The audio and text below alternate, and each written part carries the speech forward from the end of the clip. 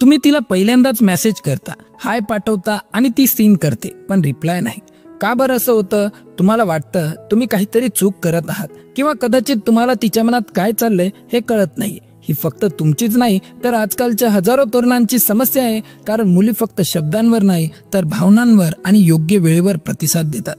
आज मी तुम्हाला 5 असे व्हॉट्सअप चॅट सिक्रेट सांगणार आहे, जे वापरले तर मुलगी तुमच्या मेसेजकडे लक्ष देणारच. इतकंच नाही तर ती तुमच्याशी बोलण्यासाठी उत्सुक होईल. ही केवळ टिप्स नाही तर तुमच्या संवादातून जादू भरण्याचे तंत्र आहे.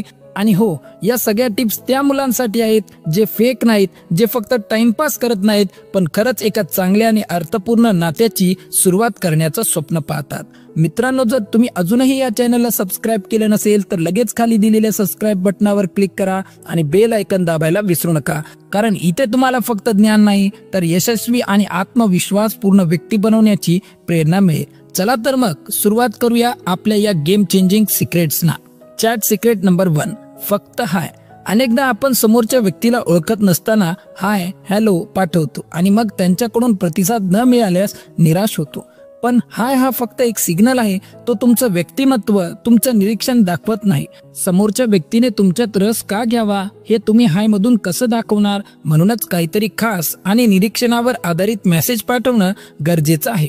उदाहरणार्थ, समजा तुमच्या संभाव्य इंटरेस्टेड असलेल्या मुलीने तिच्या मांजरासोबतचा एक सुंदर फोटो टाकला आहे आणि त्याखाली तिने माझा दिवस याच्याशिवाय पूर्ण होत नाही असं काहीतरी लिहिलं आहे. इथे तुम्ही काय करू शकता? तुझा कॅट खूपच गोड आहे पण दिवस पूर्ण होत नाही या वाक्यामागे काहीतरी खास गोष्ट आहे असं वाटतं. त्याची पर्सनॅलिटी काय आहे जी तुला एवढी आवडते? ती उत्सुकतेने, अरे हो, तो खूपच मस्तीखोर आहे आणि त्याला शांत बसलेलं बघून मला खूप रिलॅक्स वाटतं. तुला पाळीव प्राणी आवडतात का? बघा, इथे मी फक्त छान मांजर असं म्हटलं नाही, जे कोणीही म्हणू शकतं. मी तिच्या मांजराच्या पर्सनॅलिटी बद्दल विचारलं, तिच्या भावनिक कनेक्ट बद्दल विचारलं, ज्यामुळे तिला लगेच माझ्याशी बोलण्याची इच्छा झाली. तिने माझ्या प्रश्नातून तिच्या मांजराचं आणि तिच्या भावनांचं महत्त्व ओळखलं. हा मेसेज तिला लगेच कळवतो की तुम्ही सामान्य नाही तर बारीक निरीक्षण करणारे, तिच्या भावनांना महत्त्व देणारे आहात. यामुळे तिचा प्रतिसाद लगेच येतो. आता दुसरं सिक्रेट, तू कोण हा प्रश्न टाळा.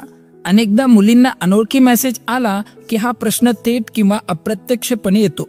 आपली मोठी चूक इथेच होते. आपण लगेच मी तिच्या मैत्रिणीचा मित्र आहे किंवा मी तुला तिथे पाहिलं होतं असं बोरिंग उत्तर देतो. यामुळे संवाद तिथेच थांबतो. याऐवजी तुमचा हेतू स्पष्ट करा, पण आकर्षक पद्धतीने. उदाहरणार्थ, समजा तिचा नंबर तुम्हाला एका कॉलेजच्या इव्हेंटच्या ग्रुपमध्ये मिळाला आहे आणि तुम्ही तिला वेगळं काहीतरी विचारू इच्छिता.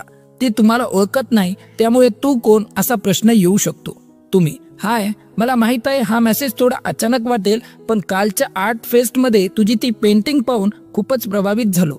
त्यात वापरलेले रंग आणि संकल्पना खूप वेगळी होती.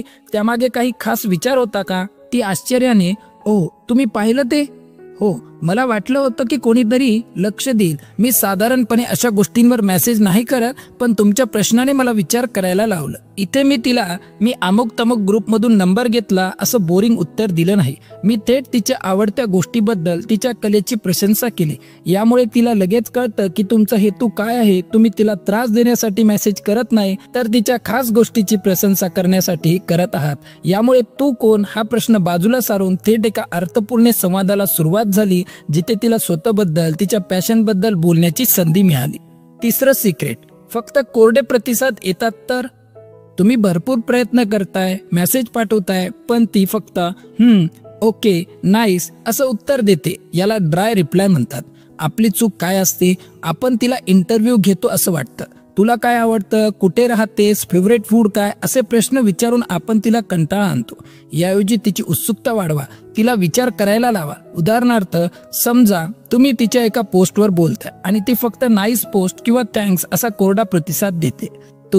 कालची तुझी स्टोरी बघून मला एक गोष्ट जाणवली. ती कदाचित खूप कमी लोकांना कळेल असं वाटते, पण मला वाटलं की तुझ्याशी शेअर करावी, कारण मला त्यात एक वेगळी खोली दिसली.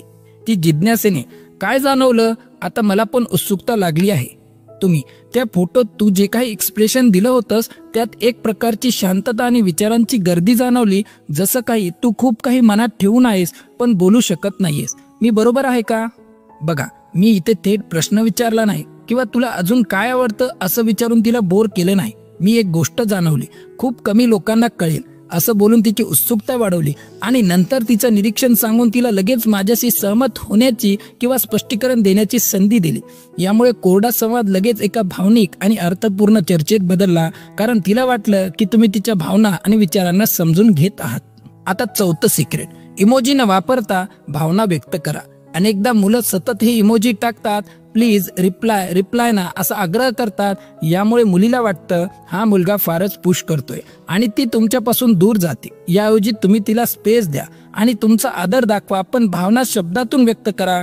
उदाहरणार्थ, समजा तुम्ही तिला तुमच्या आवडीचं एक गाणं पाठवलं आहे। तुम्ही हे गाणं ऐकताना मला एक वेगळी शांतता जाणवली आणि वाटलं की तुझ्यासोबत शेअर करावं, कदाचित हे तुला पण आवडेल। नाही आवडलं तर काही हरकत नाही, मी फक्त शेअर करायची इच्छा होती म्हणून पाठवलं। ती शांतपणे, खूप छान गाणं आहे, मला खरंच आवडलं, तुमची निवड खूप छान आहे, इथे मी आवडलं नाही तरी काही हरकत नाही असं बोलून तिला पूर्ण स्वातंत्र्य दिलं आणि कसलाही दबाव आणला नाही। यामुळे तिच्यावर कोणताही दबाव आला नाही आणि तिला प्रतिसाद देण्याची स्वतःहून इच्छा झाली। हे दाखवतं की तुम्ही तिच्या निवडीचा आदर करता आणि तिच्यावर कसलाही दबाव टाकत नाही। हा एक नॉन नीडी आणि प्रौढ दृष्टिकोन आहे जो तिला खूप आकर्षित करतो। सिक्रेट नंबर 5, आपलं शेवटचं पण अत्यंत महत्वाचं सिक्रेट, ती रिप्लाय करते पण इंटरेस्टेड नाही, म्हणजे ती उत्तर तर देते पण खूप वेळ घेऊन किंवा अगदी निरुत्साहाने। आपली मोठी चूक काय असते, तिला आपल्याशी जोडून ठेवण्यासाठी सतत मेसेज करणं।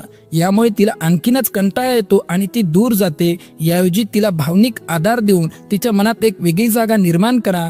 उदाहरणार्थ, समजा ती तुम्हाला फक्त आज दिवस खूप बिझी होता असं काहीतरी सांगते आणि तुम्हाला तिच्या बोलण्यात निरुत्साह जाणवतोय।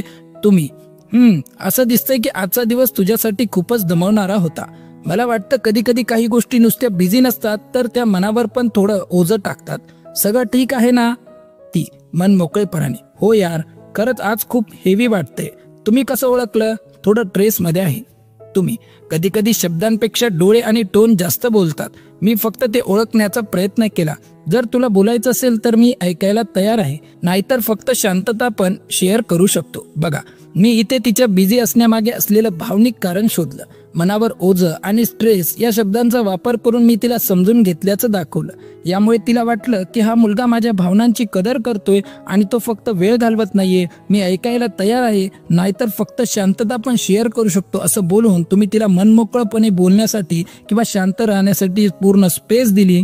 यामुळे तिच्या मनात तुमच्यासाठी एक खास विश्वासार्ह जागा तयार होते। तर मित्रांनो, हे आहेत ते 5 व्हॉट्सअप चॅट सिक्रेट जे वेगवेगळ्या परिस्थितींमध्ये कसे वापरले जातात याची प्रत्यक्ष उदाहरणे। हे तुम्हाला फक्त मेसेज नाही तर रिअल कनेक्शन बनवायला मदत करतील। तुमच्या विचारांना आणि तुमच्या भावनांना जेव्हा तुम्ही प्राधान्य देता तेव्हा मुली तुमच्याकडे आकर्षित होतात आणि तुमच्याशी जोडल्या जातात। लक्षात ठेवा, रिअल इमोशन हीच खरी जादू आहे। या टिप्स तुम्हाला तुमच्या संवादात नक्कीच मदत करतील। तुम्हाला अजून अशा कोणत्या परिस्थितींवर उदाहरणे हवी आहेत? तुमच्या मनात काही प्रश्न आहेत का? कमेंटमध्ये नक्की सांगा। आणि हो, जर तुम्हाला असेच अधिक प्रभावी आणि गेम चेंजिंग कंटेंट हवे असतील तर लगेच या व्हिडिओला लाईक करा, आपल्या चॅनलला सबस्क्राईब करा आणि बेल आयकॉन दाबायला विसरू नका।